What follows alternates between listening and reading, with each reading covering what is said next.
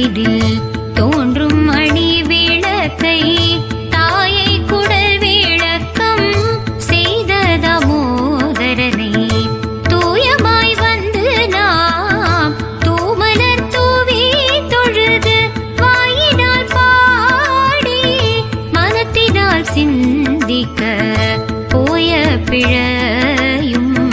புகு தருவான் நின்றனவும் தீயினில் தூசாவும்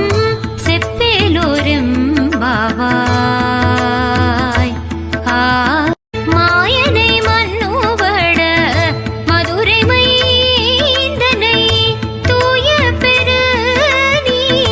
யமுனை துறைவனை ஆயர் குலத்திடில்